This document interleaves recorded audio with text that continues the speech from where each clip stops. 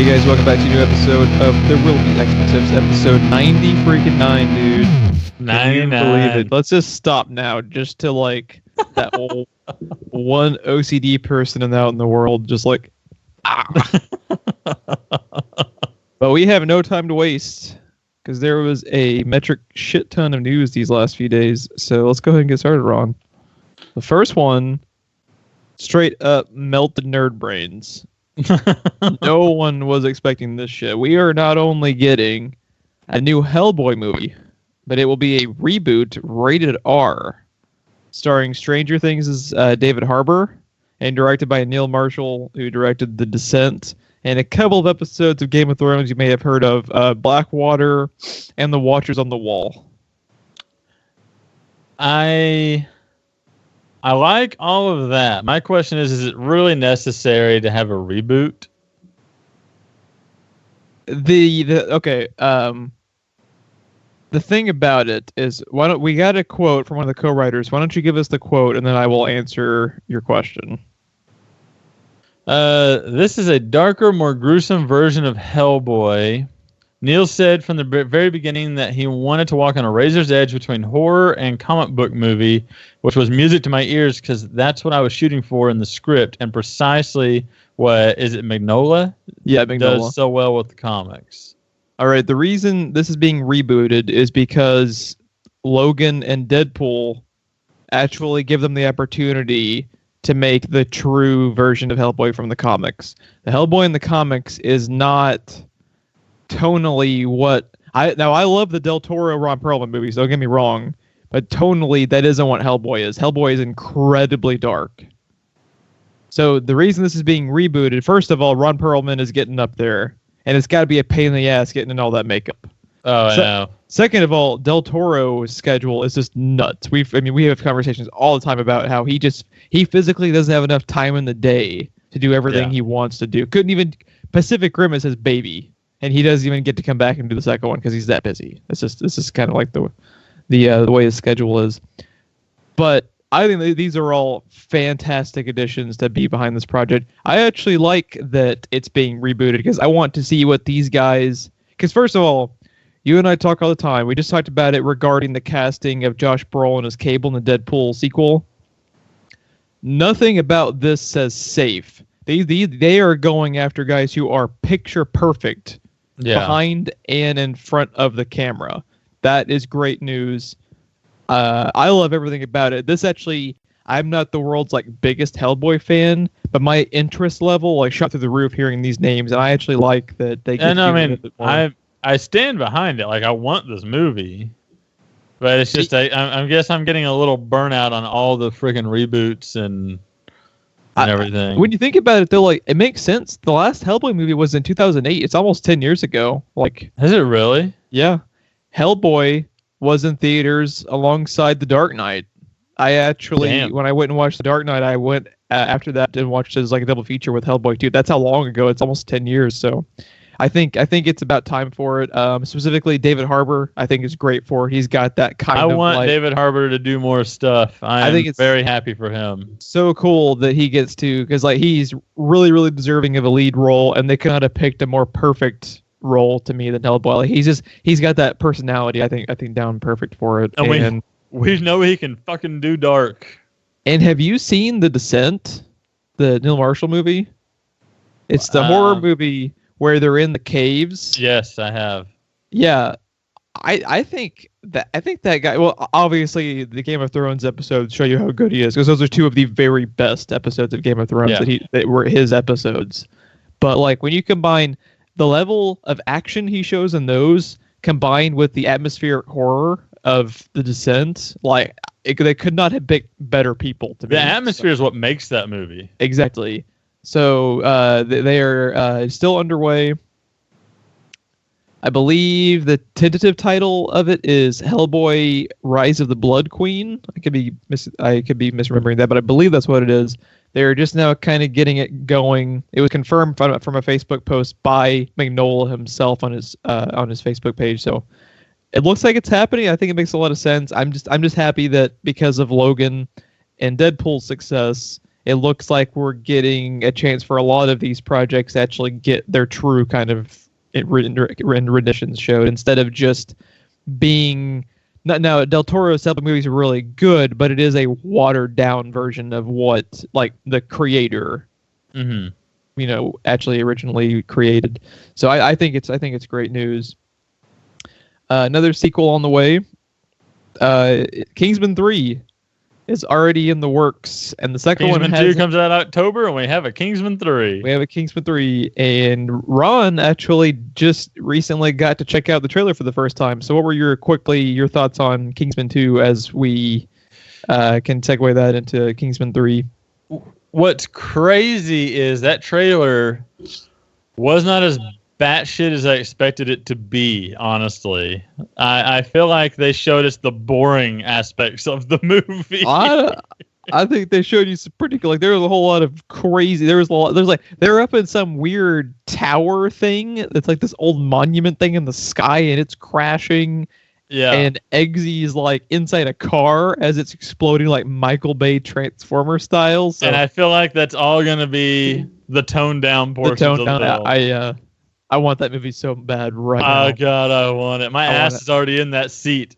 Matthew Vaughn can make Kingsman movies till the end of time. I will be. As far as I'm concerned, that can be the next 007 franchise. Dude, fuck James Bond. Give me Kingsman. Give me Kingsman any day of the week. Kingsman. Give me fucking Kingsman.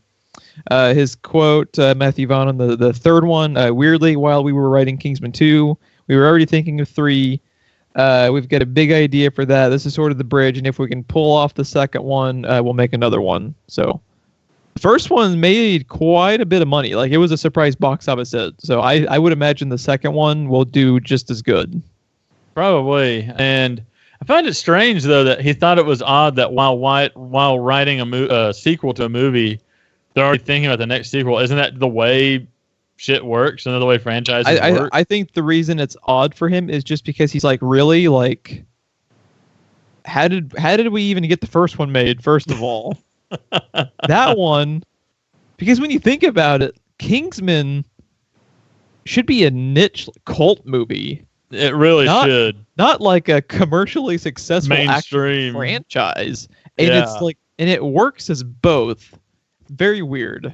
I think that's very strange. I think that's where he's coming from. But another third movie that's already underway, Guardians of the Galaxy Volume 3, is already being written by James Gunn because Volume 2 made domestically $145 million the opening weekend. Guardians. Wow, that's it, and it's not considered a failure. Guardians 2 made roughly, if not more, money than Avengers 2. That's Jesus. It's fucking nuts. Why don't you give us some of his quotes as far as while he's gotten started on the script for it? It will conclude the story of this iteration of the Guardians of the Galaxy and help catapult both old and new Marvel characters into the next 10 years and beyond.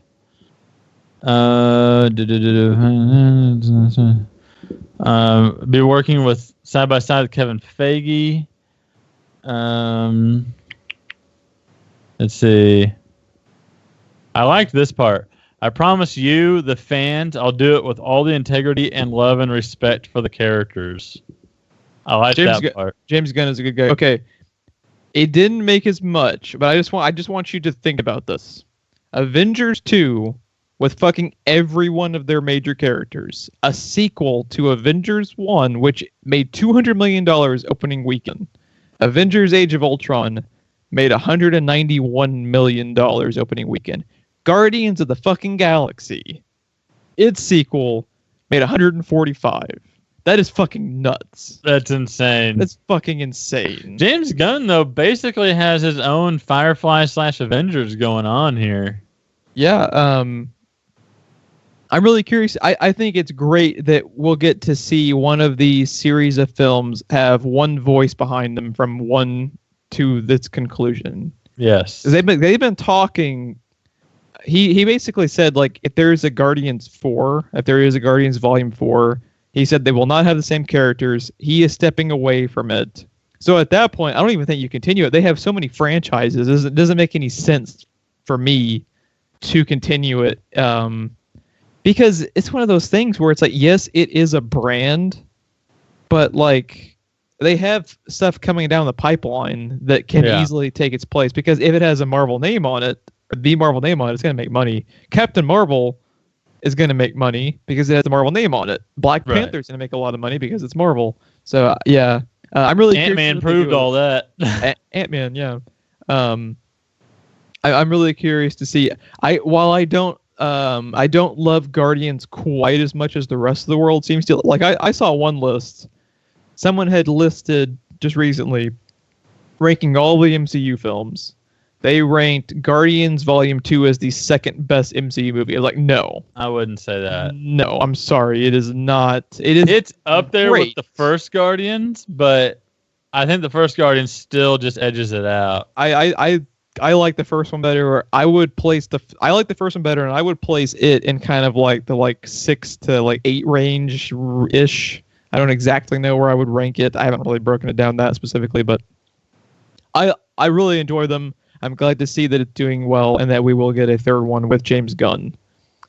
Because as far as I'm concerned, James Gunn is that series, and James Gunn is Guardians of the Galaxy. It should not continue without his name on it. Yeah, I was gonna say it can't.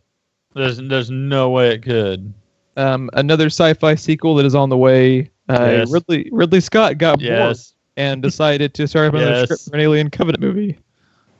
I don't know your thoughts about Alien Covenant. Should we just kind of move along to the next story? I know you don't really care. Gonna suck. Let's not even touch on it. Gonna suck. The sequel to Alien Covenant.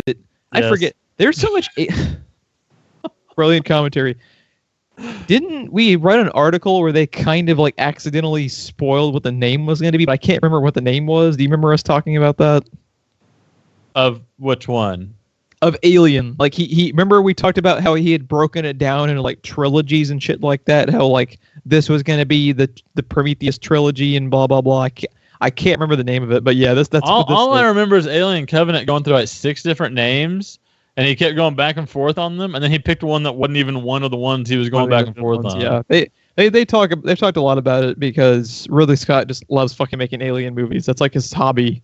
He's we'll crank out an alien movie this weekend. It's kind of surprising, given the guy, I get that was his movie and he did a damn good job with it and everything. But of all the movies that he's made, I would not have pegged Alien as the one that he's oh, we're going to rev this shit up now that there's interest again. I don't know. But it's good to be Ridley Scott right now. He's got Blade Runner going. He's got Alien going. Yeah. And Blade Runner, he doesn't even have to do anything. He's just counting the checks off of that because he's an executive. I mean, I'm sure they've had him in for consultant meetings, but he's not doing the heavy lifting. So, Alien Covenant comes out next week. Ron and I will be seeing it opening night, and presumably, probably the next week, doing a review on it. I would imagine that's one we would want to do. A VOD review for. Oh yes. So yeah, the sequel will begin filming within the next year or so. There's a 3% chance that review is just going to be, it sucks. Well, Covenant is actually getting decent reviews. Prometheus got crucified till Kingdom Come, and you and I still like Prometheus. Yeah, so I think we're fine. We're going to there's going to be shit to like about Alien Covenant, regardless of if it's a great movie or not. We will still get our money's worth. But you had mentioned Blade Runner. We got a new trailer for Blade Runner 2049 by Denis Villeneuve, director of Arrival and Sicario. I have no idea how you manage to say that name every time. Denis Villeneuve. Nah. My mouth doesn't work that way, which is what she said. What were your thoughts on the new trailer, Ron? I liked it. I mean, I'm interested in the movie. I like that we don't know jack shit about what's going on. We don't know jack shit about what's going on, which is the way it should be. Yeah. I don't know. I haven't really seen anything at the same time that just sells me. I mean, I'm there anyway, but I haven't seen anything in the trailers yet that just sells me. As someone who's just kind of a film geek, as far as really, really great cinematography and set design, intrigues shit to me. I think the look of the movie is absolutely gorgeous. what it reminds me of is the trailers for Kingdom Skull and for Force Awakens, where it's like, hey, everybody, Harrison Ford's here. Hey, we got Harrison Ford right over here. Like that's what the trailer reminds me of. I don't think it's quite that as bad as some of those were, but I think it's I don't know. This is one of those things. It's kind of like the Han Solo movie when you just break down the cast and crew. It's so good. Batista is in it. And I'm sorry, to me, people, you can talk about Baby Groot all you want. Dave Bautista is Guardians Volume 2 to me. Yeah. And no one can tell me otherwise. Dave Bautista, in 2 fucking roles in those Guardians movies, has like vaulted so high up my personal rankings of like, because like that dude is a great actor. Yeah. And just needed certain roles to show it. Yeah, and I'll go into more detail when you and I quit the recording because I don't want to talk about Guardians too much. But the evolution of that character between the first and second movie, I appreciated. I agree. Let's see. Blade Runner 2049 opens up in theaters October 6th, and good on them for actually being able to pick a fucking proper time to release their goddamn film, because that is such an odd concept for most studios to grasp. It's like, let's go. What's the biggest juggernaut that would destroy us? Let's open at the same time as that movie. It's just like, I'm making this Assassin's Creed movie. Let's just go up the week after Star Wars. Everything will be fine. Or I don't get it. Wasn't it Ghost in the Shell? Like, tried to fight Beauty and the Beast? Yes. Like, are you fucking high? Ghost in the Shell is an October movie, not a fucking March movie going up against Beauty and the goddamn Beast. It's like, you and I, dipshits complaining on a podcast, realize this concept of like, competition's bad. I don't get it. The gaming industry's fucking horrible at it too. Like, you'll have 5 video games come out on the same day against each other, and then nothing for a period of like 4 fucking months. Yeah. Why? Space this shit out. It drives me up a wall.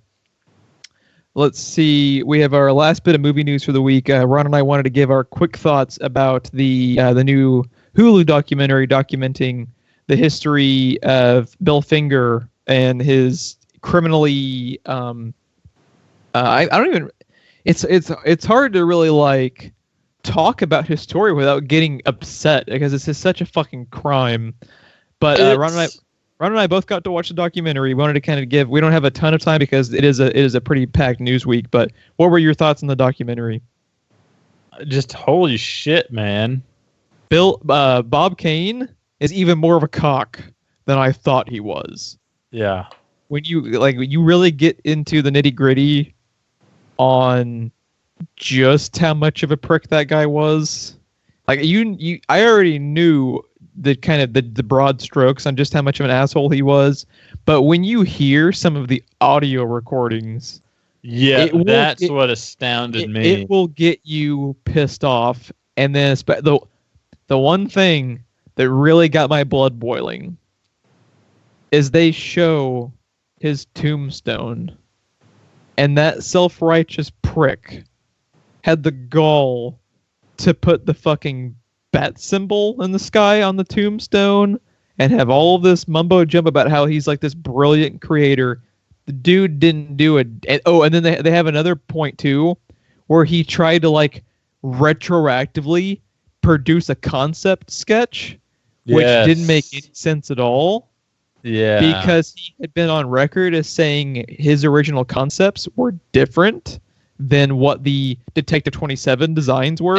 And like the one he tried to say he came up with when he was like 14. Yeah, like 13 or 14, something like that. Yeah, the dude was just a colossal piece of shit.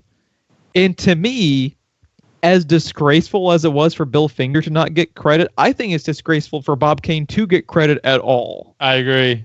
Because I had known a lot of the Bob Kane stuff that was going on, but I didn't know much about Bill Finger, and I knew that he was a cock, but it was even worse than I ever thought. Yeah, I legitly cried 4 times. I'm not talking about just tears welling up. I'm talking about down the face 4 times. There were a couple of moments where I'm not ashamed to admit too, this documentary is and the way the documentary is presented, like the way they kind of turn into a motion comic at times, it's just gorgeous. Like I love their format. I wondered what you thought about that since you're not a fan of motion comics. Yeah, to me, I don't like motion comics if I'm actually trying to see adaptations of comics and stuff like that, or the way it's used in certain video games. But for like this type of documentary with its comic origins, I thought it was really, really well done. I loved it for here. But yeah, please, if you are a fan of Batman at all, if the Bill Finger story interests you at all, which I don't know. I mean, my grandpa, who isn't even, a comic guy or really a geek at all, had heard about this and was fascinated by the story because it's just a fascinating story, period. Yeah. Outside of the realm of comics or Batman or anything. It's just like, if you're a human being, this thing should grasp your attention because it is just downright devastating at times to hear what happened. And then they go into detail about like the day that he died, and it will just wreck you. And please go on to Hulu and check it out. It is, to me, if you don't have Hulu, sign up for the free subscription. I was just about to say, this is worth going out of your way, if for nothing else, to sign up for the free trial just to watch it, because it is like, it's a documentary. I could see this infringing on my top 5 for the year. I thought it was that good. Really? I thought it was that well done. And just to get the word out for such an influential person in like your life and my life, because like everything we love about Batman was from Bill Finger, and I just think it's such. I think it's so everything that the first things that come to your mind about Batman, the first 25 things that come to mind are all Bill Finger. Yeah. Yes. Please. Yeah. I was talking to my wife about this, and I was like, when you think of Batman, I was like, what's the first thing that's on your mind? Just list them. And everything that she said, I was sitting there like, Bill Finger, Bill Finger, Bill Finger. Yeah. Yeah. It's a great story. It's a tragic story, but it is a great story that it's well worth your time learning more about. Let's get to the TV news. This was another thing that, just like Hellboy, came out of fucking nowhere. Judge Dredd will be returning as a television show. They released a poster for it. It's tentatively titled right now Judge Dredd Mega City 1. It's in the works by Rebellion, an independent entertainment studio, I Am Global. It's not explicitly tied to the Carl Urban movie from 2012, but he has said, Urban's gone on record as saying, like, if the scripts are right, he is open to talking like television streaming shows and stuff like that. It doesn't have to just be a movie. What are your thoughts on Judge Dredd coming back as a show? Why not? I mean, I could see that totally working. It's it might work better as a show than a movie. I was thinking it might be better as a show, depending on how well it's written and the format. Like, if we got 8 or 10 episodes a season, dude, and it's anything like the Carl Urban movie, I mean, 4 hours ain't enough, bro. Just reading about the story makes me want to watch. If you have not seen the Carl Urban Dredd movie, correct this immediately, because goddamn, it's a good movie. Hey, here's a question: have they said where they're thinking about putting it? It has not been attached to a streaming service or anything yet. Jason and Chris Kingsley, right? Jason and Chris Kingsley, who both work at Rebellion, the studio, one of the studios behind it. They indicate that the ongoing fan campaign to get another Carl Urban Dredd movie was a big driving force of it. Thanks to the legions of fans who have kept up pressure on social media and a lot of background work and enthusiasm, we aim to make a big budget production that will satisfy both our vast comics audience and the even greater general screen watching public. They're saying all the right things. Like, when they say big budget production, that to me screams 8 or 10 episodes, which is what we want anyway. Yes. So, yeah. I'm thinking if if FX is able to get a Legion show underway, a Dredd show should be able to be greenlit. That should be a no-brainer. It should be a no-brainer. It should especially with all the other like cop dramas and shit that's out there. Yeah, give me Mega City 1. I want to watch the Carl Urban movie so much. Incendiary Rounds. It's so good. God. It's so good. So good. While we the were motorcycle. talking about, yeah, right. We mentioned FX. Their sister channel FXX released another out of fucking nowhere comic related adaptation. Deadpool is coming to FXX as an animated series from Donald Glover and his brother Steven, who will be serving as executive producers and spearheading the thing as writers as well. Jeff Loeb, who runs the Marvel television division over stuff, including both Netflix and like Agents of S.H.I.E.L.D. He's kind of like the overarching guy behind it all. He's serving as an executive producer. FXX has ordered 10 episodes for their first season to debut in 2018. How much does it warm your heart to hear 10 episodes, 8 episodes? Give me all of that every day of the week. It's like, it's so counterintuitive that we want less, but less does mean more. I was going to say, less gets you so much more. It does. Thank you, Game of Thrones. Game of Thrones, Breaking Bad kind of got the ball rolling on 13. Game of Thrones cemented 8 or 10 will work just fine. Yes, they did 10 every season except the last 2, and they stuck with that. Yeah. What are your thoughts on a Deadpool animated show on FXX? Well, for it to be on FXX and 10 episodes, I can only imagine if it's half of what the movie was, dude. And they can actually do a lot of what they want to do regarding it. It can't be straight up R-rated, but to be on FXX, like, they can get away with quite a bit. Donald Glover is really, really talented. I'm glad to see him kind of popping up all over the place. Do you think they get Ryan Reynolds? You think they get him? I hope. For 10 episodes of an animated show, I would think he could crank that out pretty quickly where he'd be able to fit that. And he loves that character so much, I think he'll do it.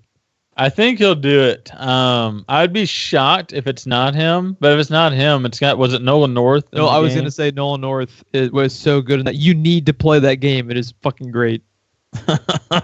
They have a scene at the beginning of the game. They have this huge action sequence, right?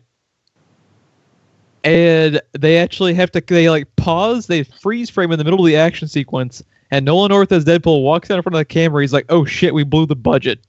And it switches to like a 16-bit video game for a few minutes. It is like that meta and that awesome. You need to play it. Nice. We mentioned Game of Thrones, our last bit of television news.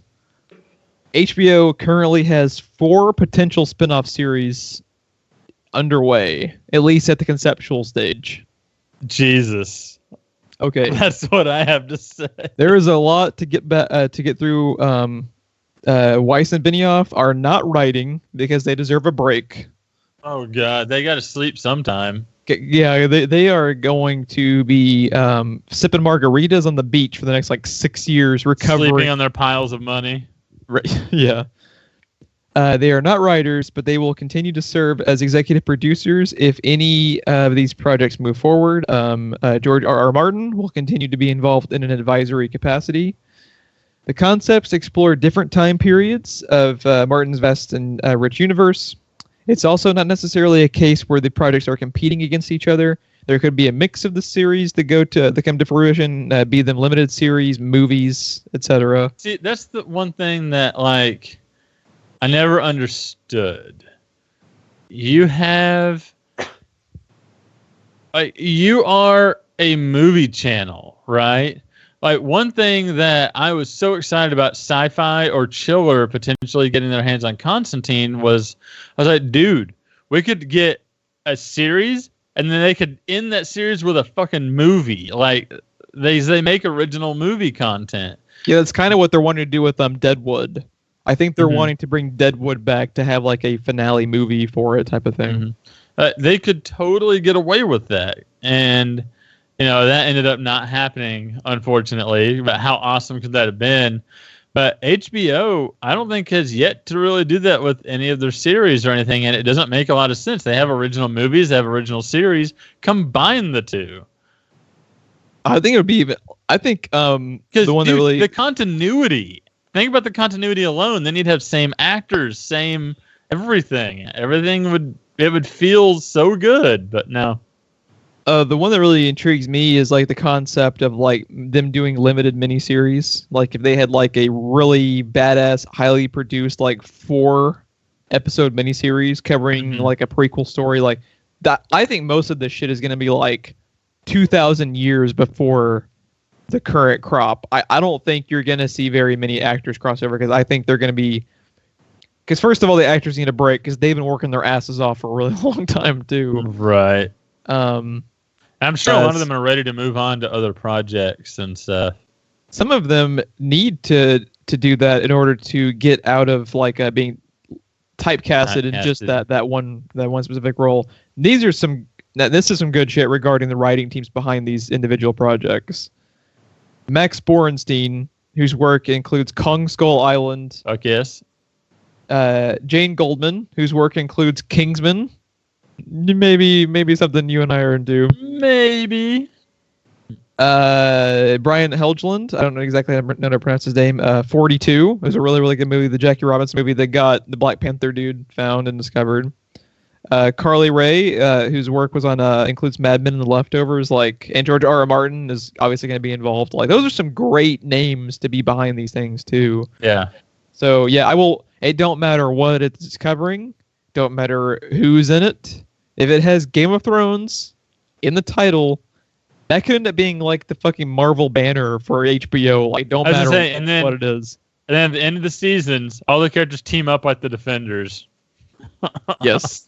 I will watch all of it. Just really quickly, if you could pick one spinoff, what would you like to see Game of Thrones do?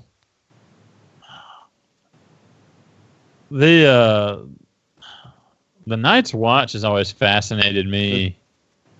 What I'm really wanting to see is I would like to see a storyline kind of built around the Targaryens when they were at their prime, because they're such like they're almost like a myth. The way they're talked about. I would like to see some of them actually be able to be presented on screen in their prime. I think would be really cool. Or like the original attack of the White Walkers could be something they could easily do. That would be cool. Actually getting to see like the wall. The White Walkers. Actually getting to see like the wall being built would be something cool that they could show. Yeah, like it's so like they say, it is a rich and vast universe. You can fucking throw a dart and hit a Game of Thrones spinoff possibility. And it's one of the things that you and I love about Dark Souls is true about Game of Thrones, in that the lore and the myths in it are so rich. The myths have their own myths. Like it just basically doesn't end. When you start delving into Game of Thrones, it's like Pandora's box. Yeah, exactly. But yeah, we will be watching them, and I can guarantee you, at least one of those projects, I should say, is going to be greenlit before the last season begins filming. Because I don't think Game of Thrones is going to be fully off the air for more than like 9 months. They're going to have something back. Oh yeah. Because their other shows are decent. They're good, especially compared to other networks, but they don't have anything else that is nearly as big as that show. Didn't HBO want them to drag it out some, and they said no? I actually think they wanted to do justice to the story, so they told them no. I actually think HBO was one of the few times where they were Benioff and Weiss had proved themselves so much that they obviously would have liked for them to have stretched out. I don't think they ever really approached them with like a mandate or anything, because if they had, guess what? We wouldn't be seeing 7 and 6 episode seasons, because guess who's signing off on the checks on Benioff and Weiss? Right. HBO dictates, if they want to, how much Game of Thrones you get. That is why this is all happening, which good on them. Good on them for realizing what they have, as opposed to whoring out the original property and ruining it in the process. Now they get to have their cake and eat it too. Right. Game of Thrones runs its course, and it will continue to live on in other projects and other ways. That is all our news for the week. We are going to get into our VOD discussion. Doctor Who is back in full swing. Ron and I have decided to talk about an unranked list of some of our favorite episodes. So, Ron, why don't you get us started? What is the first episode you would like to talk about? And really quickly, if you are interested in Doctor Who at all, and you have, for whatever reason, not gotten into it, please do not listen to this discussion, because we will ruin everything you will ever like about the show. Don't worry, they're not listening anyway. I like to still cover our bases, because we will be spoiling the shit out of like 10 years worth of fucking Doctor Who. So with that, go ahead, Ron. Only 10 years now. Well, one of them I think might surprise you when I was talking to you earlier is The Fires of Pompeii. All right. It's a good choice. I really like that one. One, that's your first sighting of Capaldi. And of Karen Gillan is in that episode as well. Which is always a welcome thing. Right. But by the way, the way they retroactively fit the Capaldi thing into later seasons was fucking genius. Yes. Well, then he's big enough over there they kind of had to. You know, they couldn't really get away with not. But it didn't feel cheap at all. Like they almost made it poignant. Yeah. The whole why this face thing. That episode one just has the comedy of the shit that's going on, and oh shit, I didn't mean to bring us here. Oh God, where's my TARDIS? Someone's taken it. But the story that's going on and the parallels with what he's already lived out on Gallifrey. And again, he has to hit the button and wipe out a civilization again. Like, it's just everything about that moment inside the volcano, dude. I want to cry every time I watch that scene when Donna helps him push the button. Yeah, I don't even like Donna. And that's one of mine up there. I've always loved the concept of that episode. They occasionally have episodes of Doctor Who where they crush the concept and parallels so hardcore that it hits you at your core. Like they did it so well that you have never seen that happen to Gallifrey, and you feel like you did. You know what I mean? Like, you feel like you just watched it again. Because not only that, at this point, like, you've seen David Tennant as the Doctor be silly, be goofy. He's had some serious moments and stuff, but that episode, he all of a sudden just turns into just a big mess of emotion. And he's supposed to, because the whole thing Moffat later explained with the 10th Doctor is everything is regret. And the guy whose life is literally regret is having to push the button again. Which season or like what episode in like the season, because it was a Donna episode, right? Was that one of the early Donna episodes or one of the later Donna episodes? I can't remember. That one, it's probably one of the earlier ones, right? It's definitely her season. Let me see. It's episode 2 of season 4. One of the first ones with her. One of the first ones with Donna. Yeah, she don't even know the man. Like, she's met him in season 3, and then she's had 2 episodes with him since then. Yeah, they tend to. I don't really know if they did it with Rose, but it seems to be a running theme. When they first introduce a companion, within the first like 2 or 3 episodes, they will make the shit get dark to kind of get the message across to the companion that this isn't, super happy fun time traveling adventure, Yeah, we're gonna be getting into the shit. Like, they just did that with Bill for a couple episodes too in the new season. I was gonna say you have a lot of fun, but all of a sudden when shit turns, it turns. My first episode I wanted to talk about was The Doctor's Wife, which is the Neil Gaiman episode where the TARDIS actually gets to be a person. Yes. And Matt Smith's chemistry with Sexy, who is the name of the TARDIS, is like, it's just, to me, it's like one of the most fun episodes. There's a couple of things I love about that episode, but I definitely love Sexy and the whole, I forget how long now. It was like 900 years or whatever. She's like, you never follow instructions. There's instructions on my door. What does it say? And then he's like, I'm not doing this. And she's like, what does it say? He's like, it says pull to open. And what do? I push. Like, he's so angry. I love like the Matt Smith and I don't know the actress's name, but the actress who plays Sexy, like they are so good about selling that they have been together for almost 1,000 years, even though they have never acted together. Yes. It is so good. Their chemistry, even when they're arguing especially, is husband and wife. Exactly, yeah. They are like a married couple, which is practically what they are. They are the longest tenured married couple of all time. Yes. And the other thing I love about that episode so much, though, is the concept of the evil TARDIS. Yeah. Dude. Amy and Rory being trapped in that. That episode is so unadulterated Gaiman that it's crazy. Like, you just get, because like Neil Gaiman, like, he's like the Stephen King of fantasy.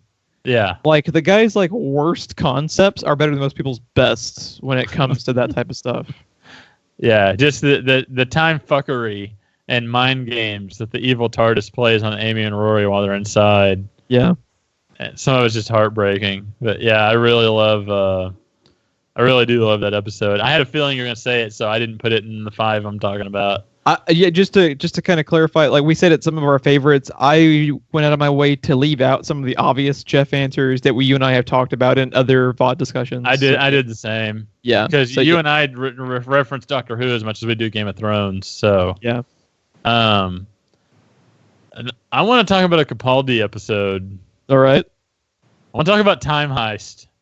Oh yes, I actually completely forgot about that one, but I love that episode. That is one of the best heist movies I've ever seen. I don't even know where to begin with that episode, dude, because honestly, until the end of the episode, I had no clue what the fuck was happening. And it was glorious. It is Ocean's 11 set Doctor Who. Set within Doctor Who, and like their dialogue, it's so, witty back and forth. Like you feel like we were watching Ocean's 11. And they like, the big thing with Capaldi has always been, you're asking the wrong question and so on, and never did that work out better than in Time Heist, because every time someone asks, was that in his first season? Yes. Okay. Yeah. So, every time someone's like, well, what's going on here? It could be this. He just turns around. No, you're asking the wrong question. Like, how did we even get in here to begin with? And stuff like that. Or she'd be like, can we just do this? And he's like, again, the wrong question. Like, she's like, can we just use the TARDIS to do this? And he's like, again, the wrong question. Where is my TARDIS? Like, the whole thing, dude. Yeah, it's Ocean's 11 set in Doctor Who, and it's glorious. That's all you need to say. That's all you need to say. It's just a lot of fun. My next episode is actually from classic Doctor Who. Really?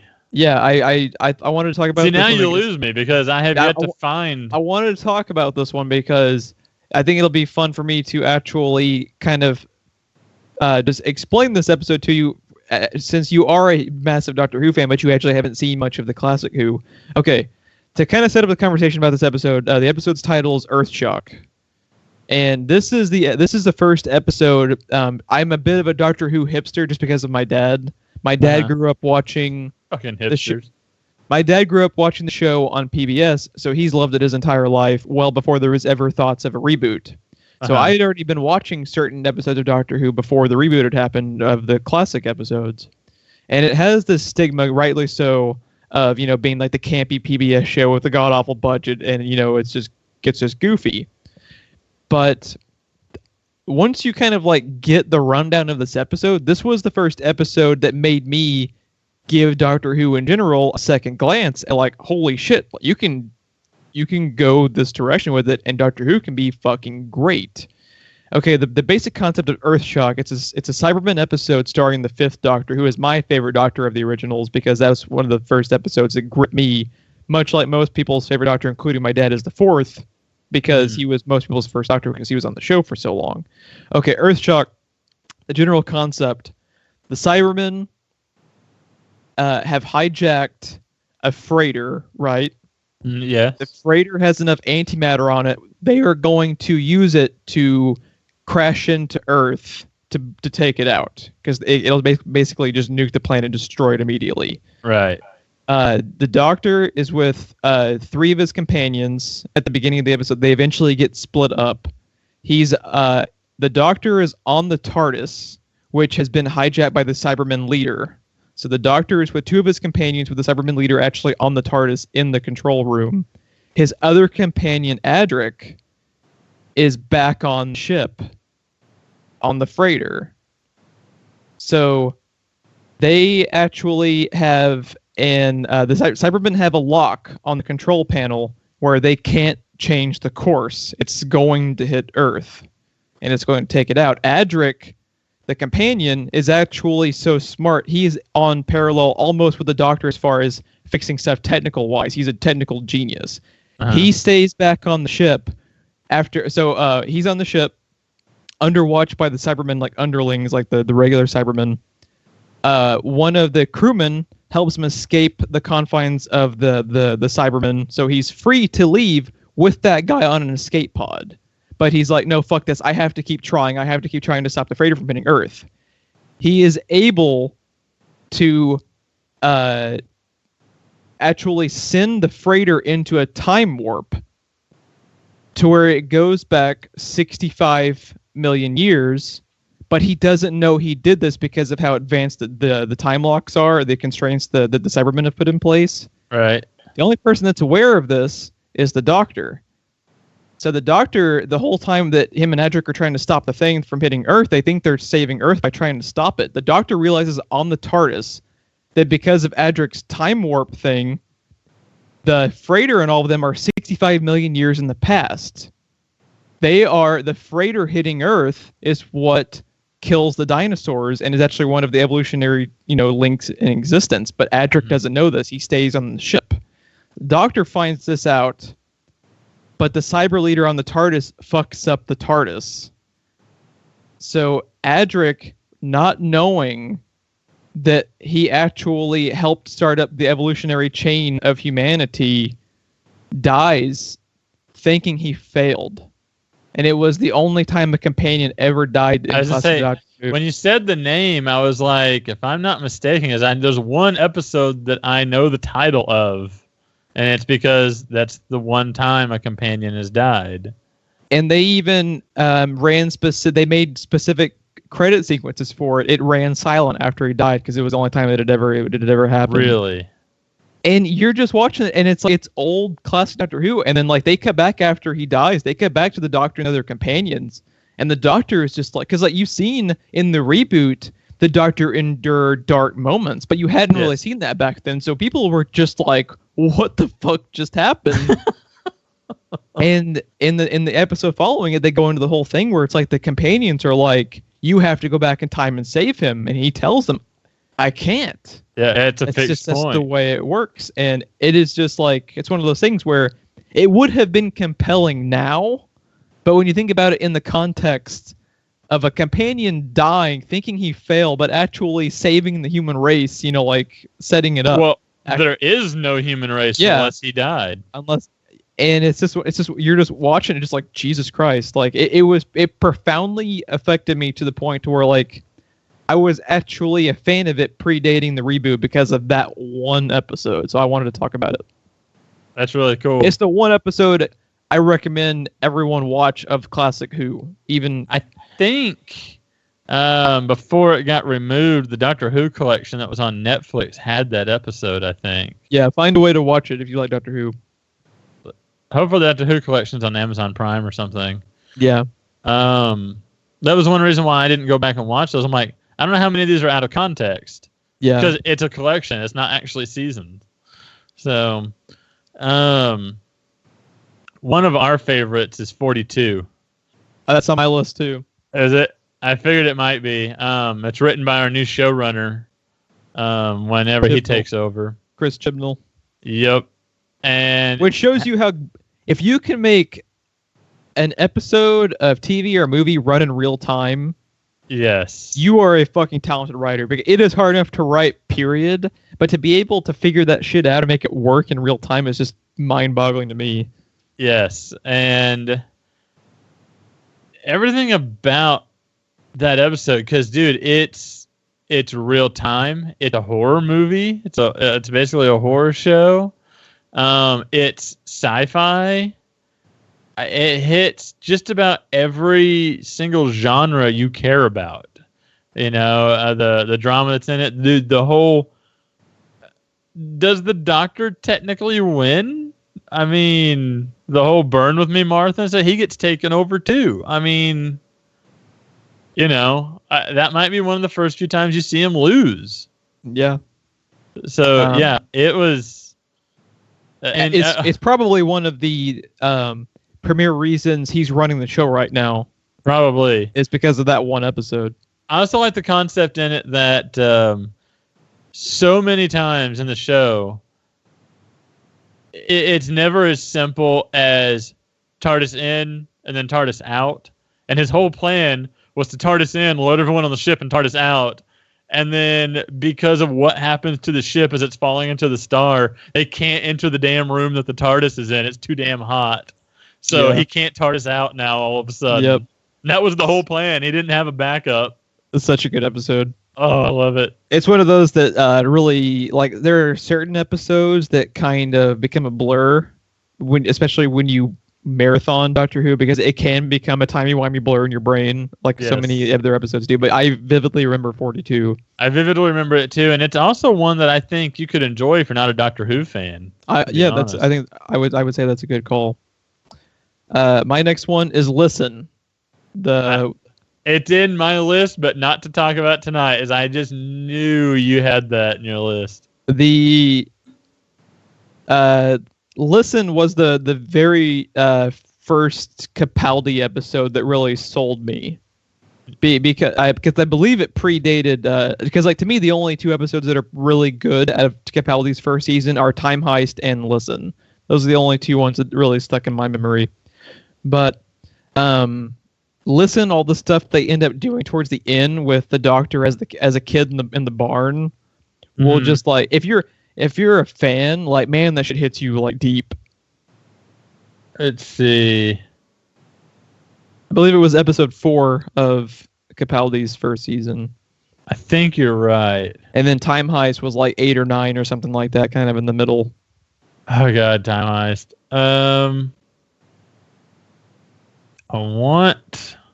Why can't I just get the straight up quote? I don't want transcripts of the whole damn episode.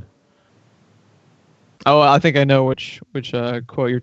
But you want to talk about maybe my, if not my favorite, one of my top like 3 favorite intros is him with the chalk. Yes, the chalk. They did like, a lot of interesting intros in that. The Beethoven score. That's the other one that immediately came to mind was the Beethoven score one. Okay, so the kid in the episode is terrified, which why would you not be, right? Like, if you know this episode, you know the image of what's behind them. Yeah, sitting underneath the sheets on his bed, and he's terrified. And one of my absolute favorite speeches, probably my second favorite speech in Doctor Who, and I think you know what my first one is when he says, the Doctor says to the kid, "You want to know why that's a good thing? Let me tell you about being scared. Your heart is beating so hard, I can feel it in your hands. There's so much blood and oxygen pumping through your brain. It's like rocket fuel. Right now, you can run faster. You can fight harder. You can jump higher than ever in your life. And you are so alert. It's like you can slow down time. What's wrong with being scared? Scared is a superpower. It's your superpower. There's danger in this room. And guess what? It's you. Do you feel it?" When you walk, it gives you goosebumps when you watch it. I get goosebumps just reading that out of context. About it. I fucking love that speech. You know what I love about it too? You never fully learn what the hell's going on. Nope. Yeah, Doctor doesn't even really. It's just a thing. I'm seeing a running theme here. It's just a thing that fucking happened. Yep. You know, and that's just another day in the life of the Doctor. Yeah. I fucking love that episode. So there's another one we might end up getting to talk. There's another Capaldi episode we might end up getting to talk about. I doubt it though today because we have time constraints. But if it's not my favorite Capaldi, it's in the top 2. Like there's another one that's up there. But yeah, that's my next one. What's your next one? Let's talk about Father's Day. Man, why you gotta that episode? Why you gotta bring the room down? That episode, especially for you now. Have you watched that since you had the babies? Did you just cry for like a whole weekend? I wanted to. Because that episode, there's no words. That episode wrecks me emotionally, and I'm not even a dad, so. Yeah, and what's crazy about it is, it's one of the few really that the Doctor's not even the star. Yeah. He's not even in it for half the episode. Yeah. But oh my god, I don't even know that I want to go into detail about it. Just let people watch it. Yeah, it's one of those things where it's kind of it's what you want from time travel. I'll say that. Yeah, but at the same time it's not cliche because it's so poignantly done. My next episode is the 11th Hour, and that is the very first Matt Smith, Amy Rory, and Stephen Moffat show ran episode. Basically, run. And that episode, to me, when you think about what all Stephen Moffat had to set in place, and he is establishing a new Doctor, featuring a new actor, 2 new companions. He changes the tone of the show because Stephen Moffat, Doctor Who, has its own voice compared to Russell T Davies. There's a new TARDIS even. He introduces the Kraken time. Yeah. There is a metric fuck ton of stuff he has to get across in 45 minutes to an hour. Season 5 is when we first get a really recognizable story arc. And what I mean by that is there's a story arc to Russell T Davies stuff, but it's a little bit more subtle. The first time I ever watched it through, I didn't realize until it culminated that there even was a story arc. So I didn't pay attention to certain details as much as I should have. Season 5, there is definitely a story arc. I think season 6, though, with the Impossible Astronaut, it's like any other TV show out there. It has a defined story arc that it stays, Yeah, that's the Silence season, right? Yeah. Yeah. Yeah. But yeah, I just think I think what all he accomplishes as far as introducing new characters and concepts, and that last scene where Matt Smith is up on the roof and you see all of the faces of the previous Doctors, like it's such a cool moment for fans. I love it. I love that whole episode.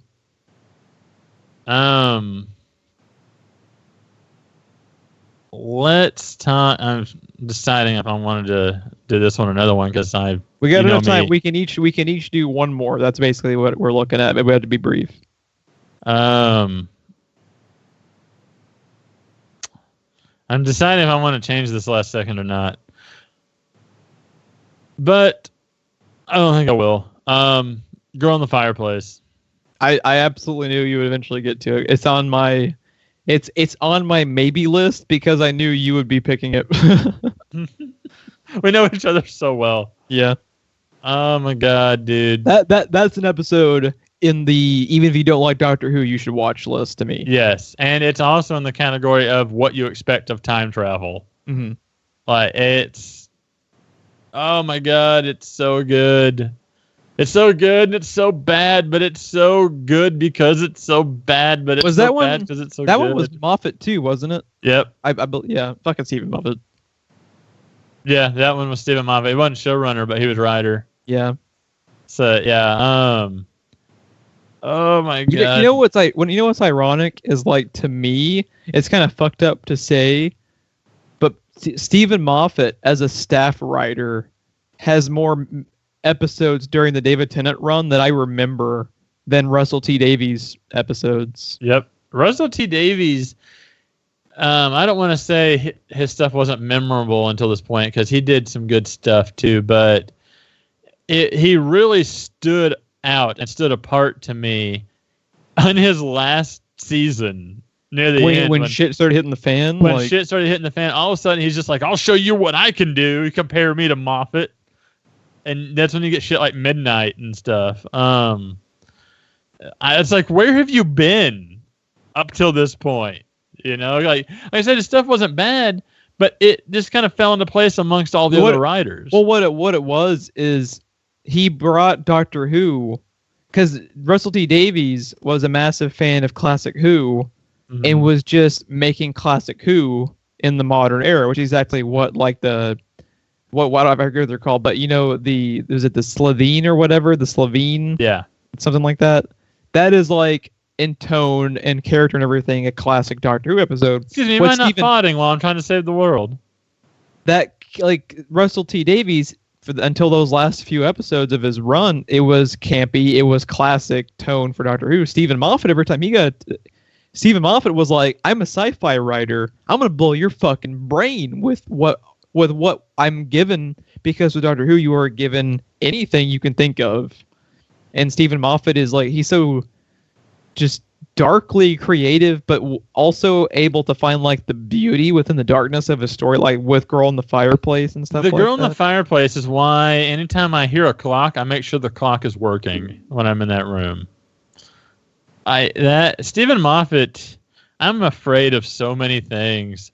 I have a fear of everything because statues, of Stephen Moffat. Shadows, dust, gas masks, yeah, clocks, fucking everything. Anytime I have a memory lapse, I'm like, did I see a silence? I constantly walk around with a Sharpie in my pocket at all times. You just walk into the bathroom, you're just covered head to toe. Oh God. All right, my last episode. Now I'm having to pull a rod and figure out which one I want to talk about last. All right, my last one, Vincent and the Doctor. It's in my list, but not to talk about tonight because I figured you might have it. So the thing with like Vincent and the Doctor to me, and this is also one of the ones that I think you should watch even if you don't like Doctor Who, because I just think the Vincent and the Doctor episode is just kind of just like a beautiful like study of humanity. Because like really when you break it down, like the real villain of the Van Gogh episode is fading into obscurity as a human being and not really leaving a mark and just kind of feeling like your contribution to the world was just kind of worthless. And the scene when they take him to the future to get to see that, 600 or whatever years later that his work lived on and Van Gogh permanently stayed a fixture of society and his work and his life meant something. Just to watch him walk through that museum and then have, Matt Smith go up to Bill Nighy and ask him, what does Van Gogh mean to you? That scene melts my fucking heart every time I watch it, no matter how many times I watch it. And they couldn't have casted that episode better. It makes me I want to cry just thinking about how beautifully touching that whole sequence is. Yeah, oh man, that one has so much cool going on with it because it plays on the fact that Van Gogh was a troubled individual, but it turns out that wasn't necessarily him, but it was. He had a good fucking reason to be troubled. He had a good fucking reason to be troubled. And it's not wrong with how he was treated in his life and stuff. Like it unfortunately is accurate. Yeah. They have that really funny scene where one of his priceless paintings today, he had he was using it as a coaster or something. I don't remember. And they're just like, what are you doing? Yeah. Yeah. It's so good. It's so good. Yeah, it's just another one of those episodes. It just speaks for itself. Like you cannot do it justice. You just have to watch it. Yeah, you just have to sit down and watch it. Which God, I can't remember. That was not a Moffat episode. I believe that was more of a one-off writing contribution to it. But I was just trying to mentally look back at how many of our episodes were Moffat ones. Yeah. It's quite a bit. I was going to say probably most of it. Yeah, that's going to be a wrap for today. Did you have any final thoughts? Just... this should be a whole podcast to itself, just going through our lists. Yeah, we have talked about doing a Doctor Who podcast in the past that we might get to at some point once our time schedules kind of open up a little bit more in the future. That's not going to happen. My time is dwindling. It's not increasing. If you would like to check us out more, please like and subscribe. That gets you all of our content. We have a Game of Thrones show. We have, once Game of Thrones ends, we'll have a spot. Adposers. Yeah. We'll have social media links in the description for you for our Facebook and Twitter. Please share us out. We really, really appreciate that. It helps us grow. I'm Geoff. I'm Ron. And we will see you guys for episode 100. That's crazy. Bye, guys. Yeah. Stephen Moffat wrote episode 100. Finally had viewers. It's just really full on Kingsman. Yeah. Bye, guys.